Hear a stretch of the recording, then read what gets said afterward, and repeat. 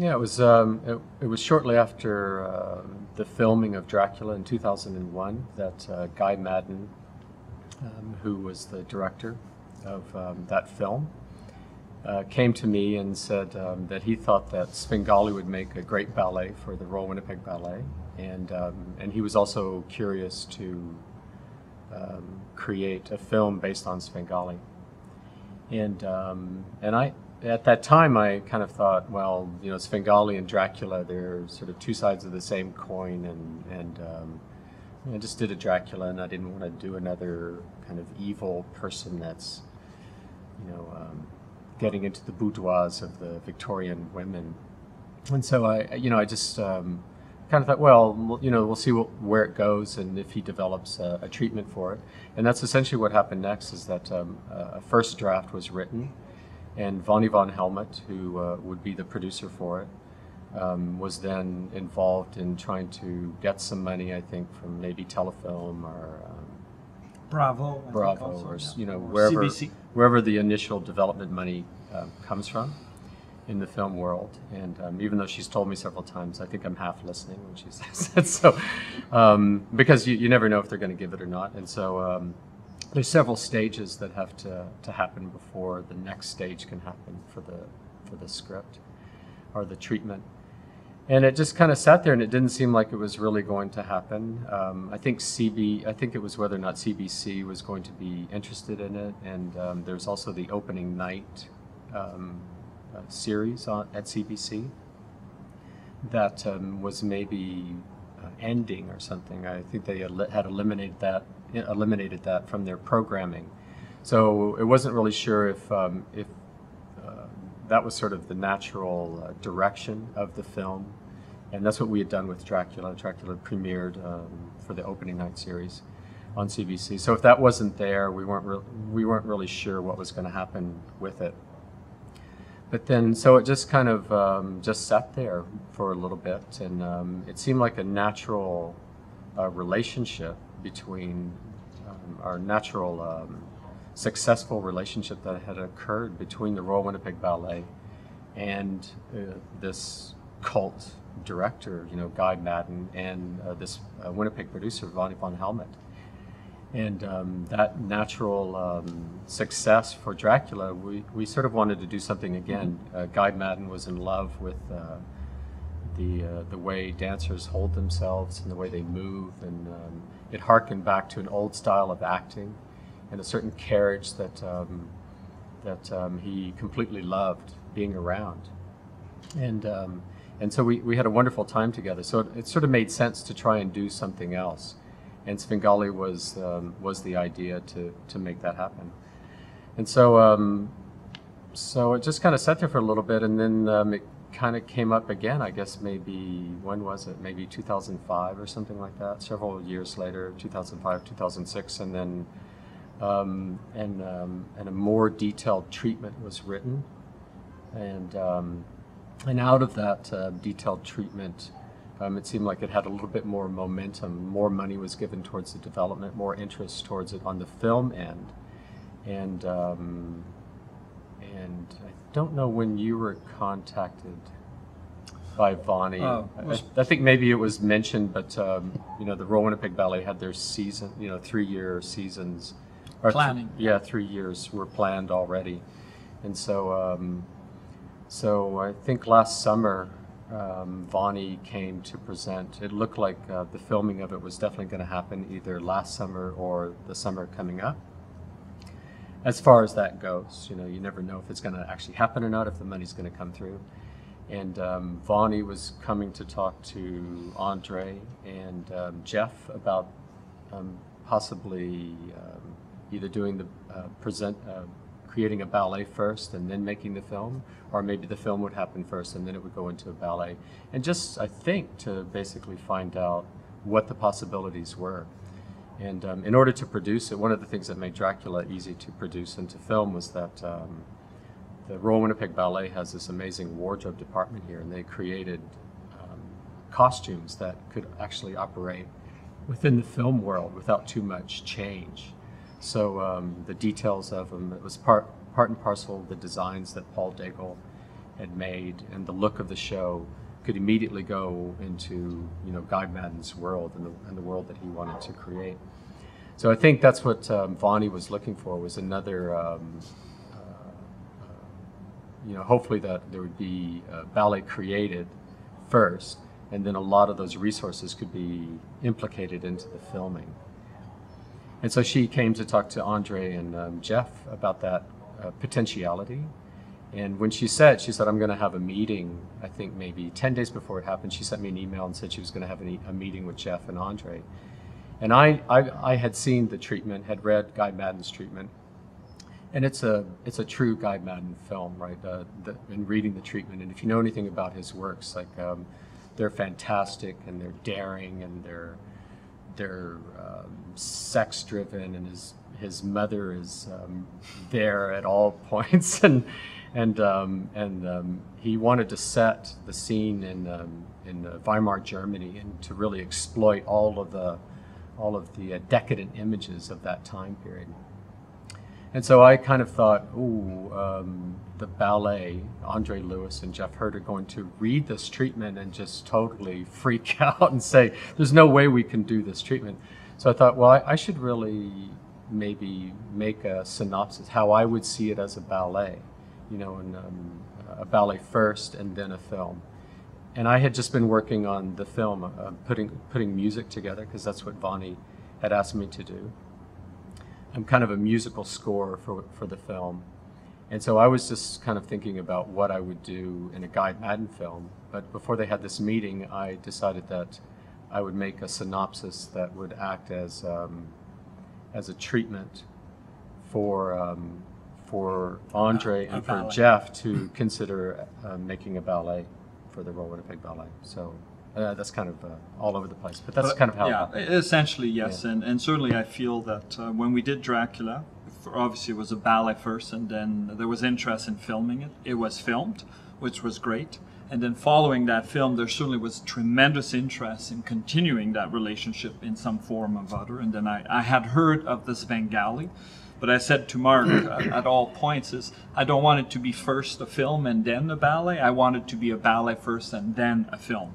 And when we met, and it started over 5 or probably 6 years ago when we first started, or maybe even longer, when the idea emerged. But for me, the important thing is that ultimately be a work that we felt comfortable as a ballet that could be transferred to essentially to the small screen or the large screen or wherever we want, but to be filmed essentially. So, and because I've always enjoyed and admired Mark's work in the many works that he has done with us, I felt, well, we could find something that would also appeal to a Guy Madden and make it work. So that's when Mark sent me that revised treatment, I guess you would say, which was significantly different than what was originally published, I guess. And that's normal. I mean, that's part of a process of exploring and finding what will work. I remember when we first did Dracula, how we met, and then how it transformed over time, you know, how it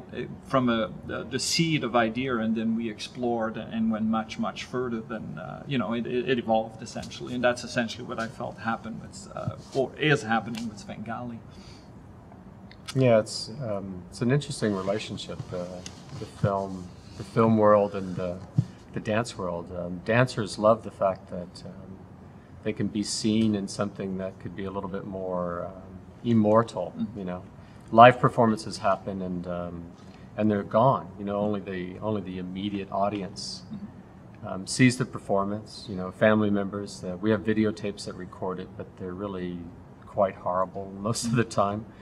You know, it's a stationary camera in the back of the house, and and so you know, ballet's a great art form because it's still passed on from one person to the next, and we use videotape and to archive it and document it to help us to remember.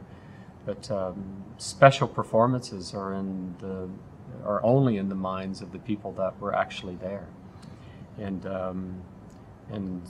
we're lucky because we get to see really incredible special performances in the studio itself and up close.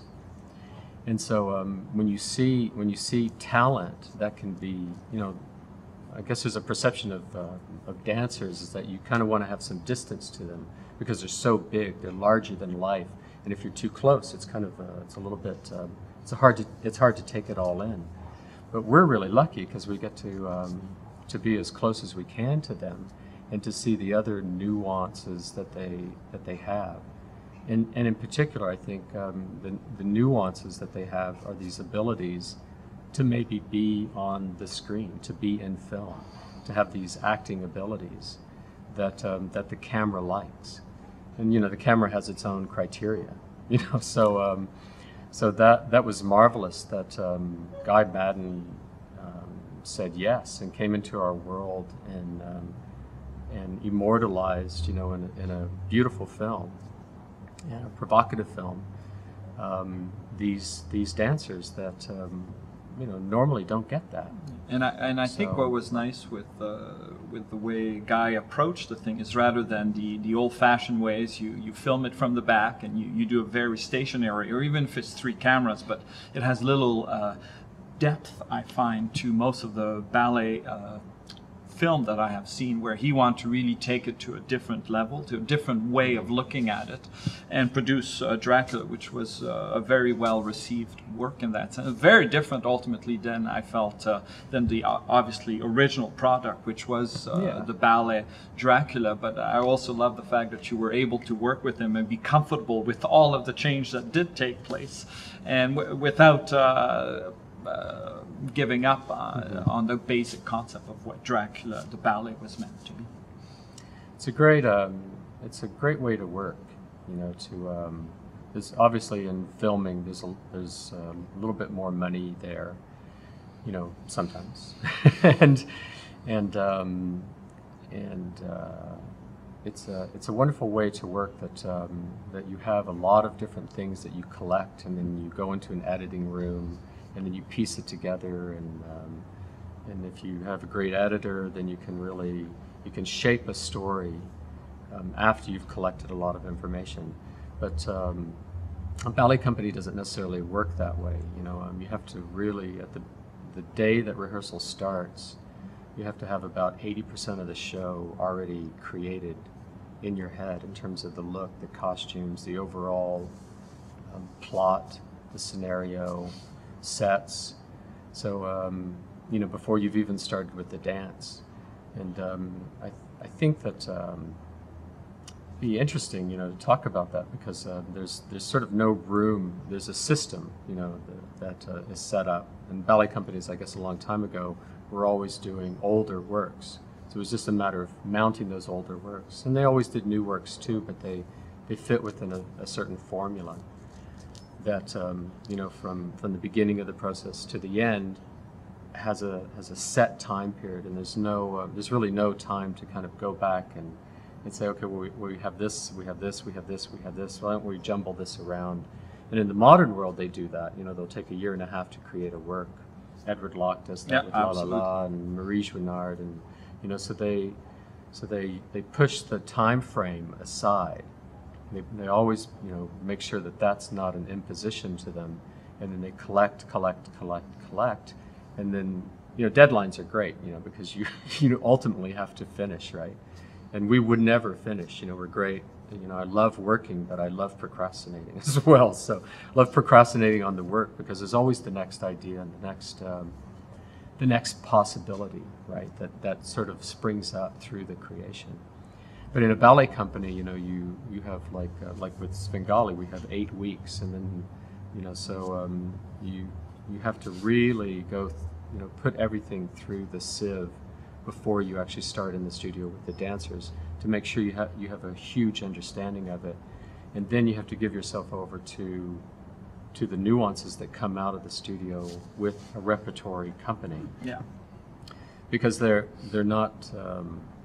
There's like, you take this novel Svengali, and there's a history of his character and the character of Trilby and all the other characters that are in the novel, but they have nothing to do with 20-year-olds that have an ability to dance, and some of them probably sing, and I'm sure they're good waiters as well. Like they have different abilities than the characters that are in the novel. And so, so you want to be able to give that time to the dancers to develop characters from within and not an imposition from outside. So the two are always constantly meeting under a very specific time frame. And I don't know why we do it. Like, because it's sort of, I mean, you're constantly doing it, right? It's insane. Well, it is. You're as you insane. said. That's what I'm. That's the point of this whole thing. Probably. I think you're insane. You have to be. You're insane to hire me to do this. and vice versa. You're insane to accept say it, yes. To say yes. But maybe we can talk a little bit about Svengali, because I was really curious about how you wanted to approach Svengali in relationship to ballet and trilby. You know, that whole concept of incorporating dance rather than, because I believe in the book it's she's a singer. Lost Svengali, she becomes a famous singer. Yeah, and in this case, I think we're transforming into through dance essentially, or she becomes a dancer, or she's the language becomes dance essentially. So, or how did you come up with it?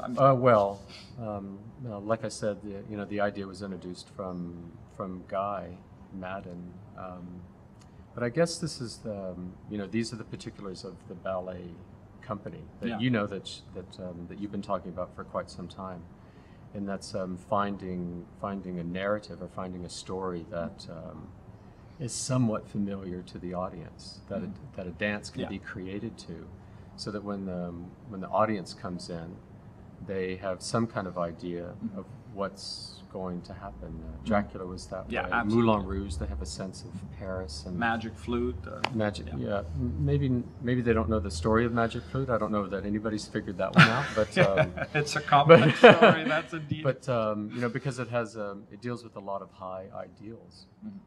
But dance doesn't need a narrative to be profound.